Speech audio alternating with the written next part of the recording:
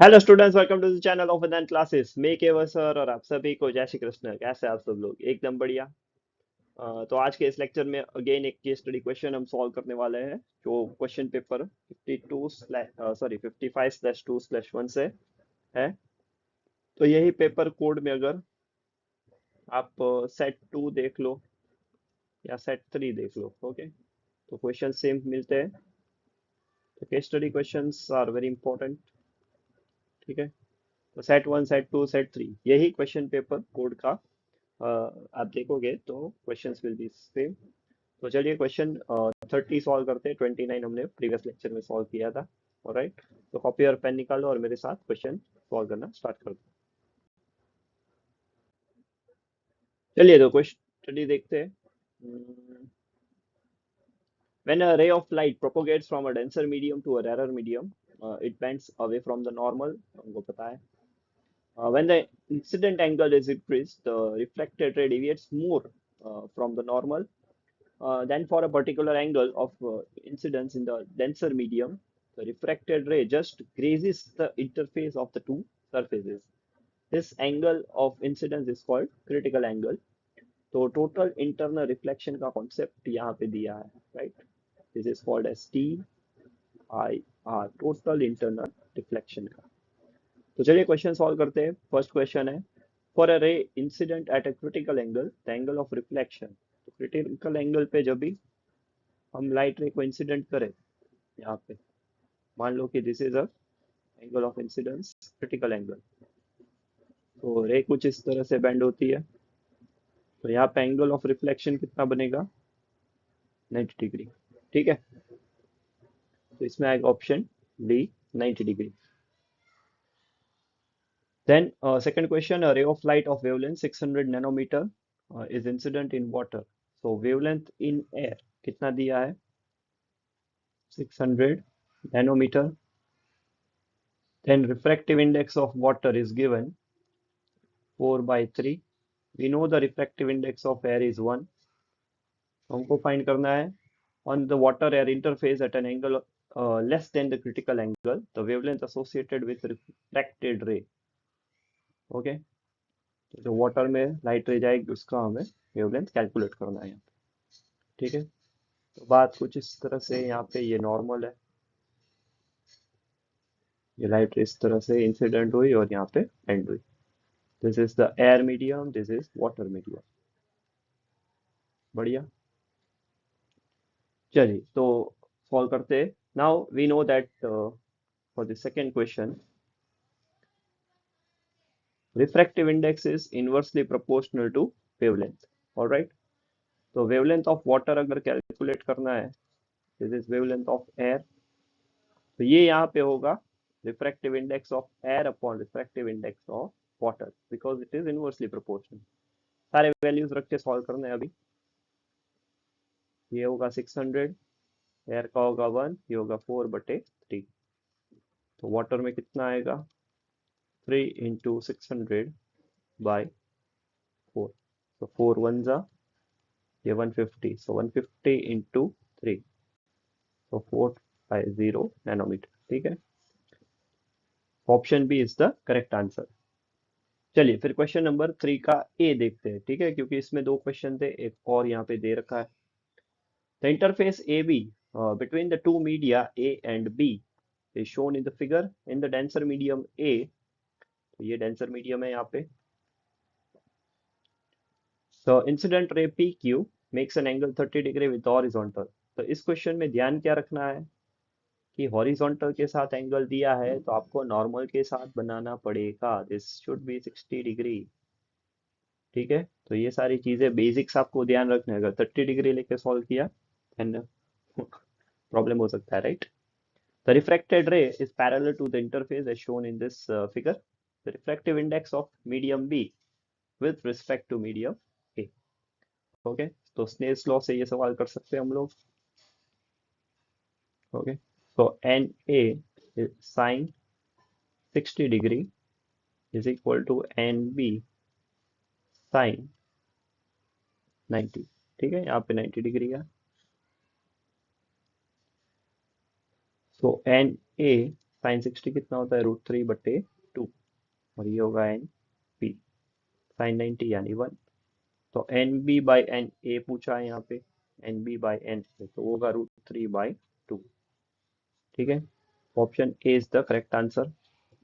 तो चलिए यहाँ पे इन तीनों सवाल में कोई डाउट नहीं है। ओके, तो चलिए नेक्स्ट क्वेश्चन हम आगे देखते हैं। ओके, सो अगला सवाल यहाँ पे जो और वाला सवाल था, राइट, यहाँ पे B. The two media A and B are separated by a plane boundary. The speed of light in medium A and B are given. The critical angle for a ray of light going from medium A to medium B. Okay, तो चलिए यहाँ पे पहले critical angle find करना है from light going from medium ए। तो ये denser medium है, ये रैरर मीडियम है, राइट। ये नॉर्मल बना दिया हमने, कुछ इस तरह से था वो, ये ए और लाइट यहाँ पे बाहर निकल के बी मीडियम में गई। ओके, तो स्पीड दे रखी है यहाँ पे, और critical angle, okay critical angle बनाना है यहाँ पे, लाइट को हमको पैरेलल कंसीडर करना पड़ेगा। चलिए, तो यहाँ पे लाइट रे हम पैरेलल बना देते, ठीक है। ओके, तो क्रिटिकल एंगल यहाँ पे आई सी, तो ये होगा रिफ्रैक्टिव इंडेक्स ऑफ ए, यहाँ पे refractive index of B for medium B. तो हम कैसे लिख सकते हैं इसको, by Snell's law we can write n, we can write n a sin ic is equal to n b sin 90. Okay, so n a sin ic is equal to n b, तो sin ic कितना होगा, n b upon n a। now we know that speed of light है वो inversely proportional है velocity से, तो ये होगा v a by v b। तो a की जो स्पीड है वो है 2 इंटू 10⁻8, और b में स्पीड है 2.5 इंटू 10⁻8, ये कैंसिल कर देगा। तो साइन आई सी कितना होगा, 220/25, ये होगा 4/5। आई सी कितना आएगा, आई सी होगा साइन इनवर्स ऑफ 4/5। ठीक है, तो ये सारे फॉर्मूला बेस्ड क्वेश्चन है, बट आपके जो फंडामेंटल है, ओके बेसिक कॉन्सेप्ट है, वो एकदम क्लियर होने चाहिए, तभी जाके ये सवाल आपसे सॉल्व होंगे। क्योंकि इसके पहले वाले सवाल में वेवलेंथ के रिलेटेड चीज दी थी, रिफ्रैक्टिव इंडेक्स ऑफ वेवलेंथ का रिलेशन दिया था, यहाँ पे रिफ्रैक्टिव इंडेक्स के साथ स्पीड ऑफ लाइट का रिलेशन दिया है। तो ये जो सारी छोटी छोटी चीजें है वो आपको ध्यान रखनी है। बेसिक्स अगर क्लियर है तो you can adjust the formula and accordingly you can easily solve it. ठीक है, तो प्रैक्टिस अच्छे से की होगी आपने तो कोई प्रॉब्लम नहीं होने वाला बोर्ड एग्जाम्स में। चलिए क्वेश्चन 4 देखते हैं। The figure shows the path of light रे through a triangular prism. In this phenomenon the angle theta is given by, okay. तो यहाँ पे पहले नॉर्मल बना लो एक, चलिए कलर चेंज कर देते हैं। चलिए ये नॉर्मल हो गया, तो ये होगा यहाँ पे क्रिटिकल एंगल आई सी। अभी नॉर्मल जो है वो 90 डिग्री पे है, तो यू कैन सी ये नॉर्मल और ये लाइन, दिस लाइन, ये दोनों लाइन पैरेलल है। ओके, बिकॉज नॉर्मल 90 डिग्री पे है, और दूसरा जो सरफेस है यहाँ पे मैं सरफेस का नाम दे देता हूँ ए बी। तो ए बी सरफेस है वो भी पैरेलल है इस नॉर्मल से।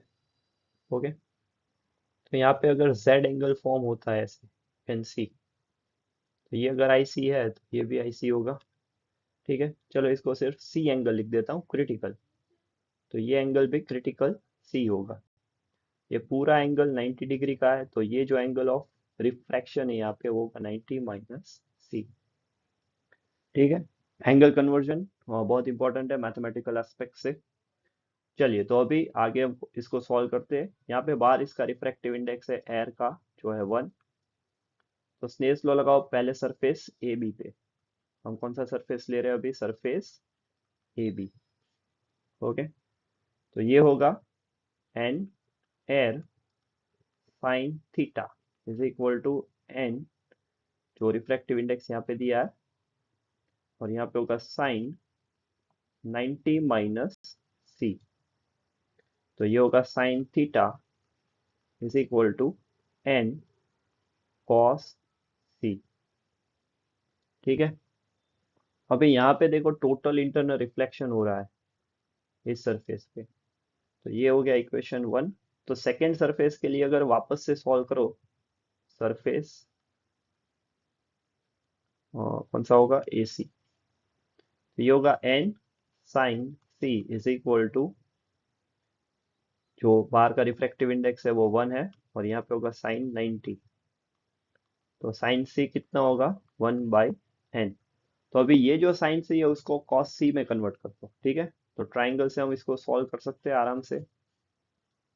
तो अगर मान लो कि ये सी है तो ऑपोजिट साइड 1 होगा, हाइपोटेनियस n होगा, तो ये वाला साइड है वो n² माइनस 1 होगा। तो कॉस सी अगर ट्रिगो से सॉल्व करो तो कितना आएगा, √n² माइनस 1/n। तो ये जो वैल्यू मिला यहाँ पे कॉस सी का, इसको यहाँ पे सब्सटीट्यूट कर दो। ठीक है। तो sine theta that equal to n into √n² minus 1/n। तो n कैंसल, तो ऑप्शन ए आएगा अगर थीटा को हम सब्जेक्ट बनाए तो। ठीक है। तो theta will be equal to sine inverse n² minus 1। तो सिर्फ एक नंबर के लिए कितना मेहनत करवा दिया यहाँ पे।